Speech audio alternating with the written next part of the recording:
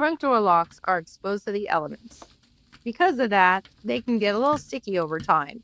And the last thing you want is for your key to break off in the lock. But before you go changing the entire lock, try lubricating it. There's a special graphite lubricant. It's a powder and it's basically like ground up pencil leads. This is made specifically for locks and it's very inexpensive. You just put a little bit of the powder on the key directly and then take the key and put it in the lock. It's not going to be immediate, but it is going to be pretty quick. You have to put the key in and out, work it a little bit, and just start with a little.